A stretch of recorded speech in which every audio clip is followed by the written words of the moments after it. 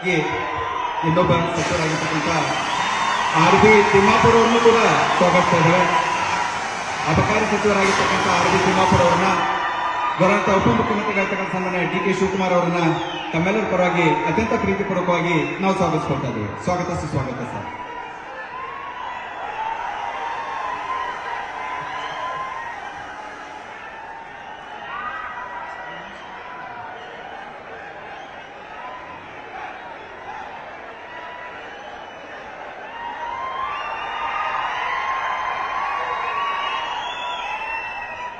ಇದೀಗ ಅತಿಥಿ ಪ್ರಮಾಣಿಗಳು ಸನ್ಮಾನ್ಯ ಶ್ರೀ ಎಸ್ ಕೆ ಪಾಟೀಲ್ ಮಾನ್ಯ ಕಾನೂನು ಮತ್ತು ಸಂಸದೀಯ ವ್ಯವಹಾರಗಳ ಹಾಗೂ ಪ್ರವಾಸೋದ್ಯಮ ಸಚಿವರು.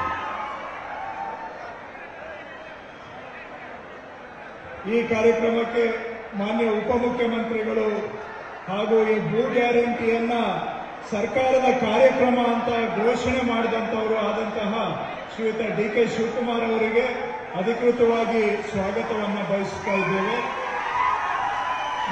ಜೊತೆಗೆ ವಿಧಾನ ಪರಿಷತ್ನಲ್ಲಿ ನಮ್ಮ ಸಭಾ ನಾಯಕರು, ಸಣ್ಣ ನೀರಾವರಿ ಸಚಿವರು ಆದಂತಹ ಶ್ರೀ NS ಬೋಸರಾಜು ಅವರು ಕಾರ್ಯಕ್ರಮಕ್ಕೆ ಆಗಮಿಸಿದ್ದಾರೆ. ಬೋಸರಾಜು ಅವರಿಗೆ ಸ್ವಾಗತ.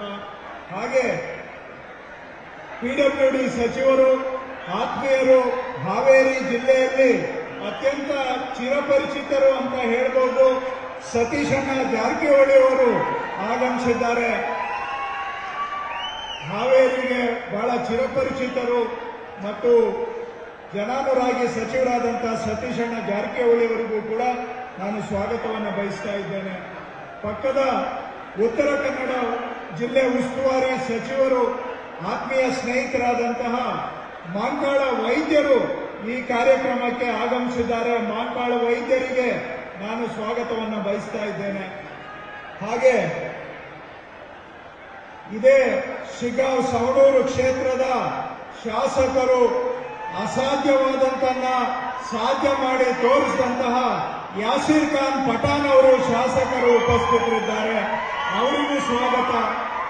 ಮತ್ತೊಬ್ಬ ನನ್ನ ಆತ್ಮೀಯ ಸ್ನೇಹಿತ ಹಾಗೂ ರಾಣೆಬೆನ್ನೂರು ಮತಕ್ಷೇತ್ರದ ಶಾಸಕರಾದಂತಹ ಪ್ರಕಾಶ್ ಕೋಳಿವಾಡ ಅವರು ಕೂಡ ಯುವ ಮುಖಂಡರು ಉಪಸ್ಥಿತರಿದ್ದಾರೆ. ಅವರಿಗೂ ಕೂಡ ನಾನು ಸ್ವಾಗತವನ್ನು ಬಯಸ್ತಾ ಇದ್ದೇನೆ.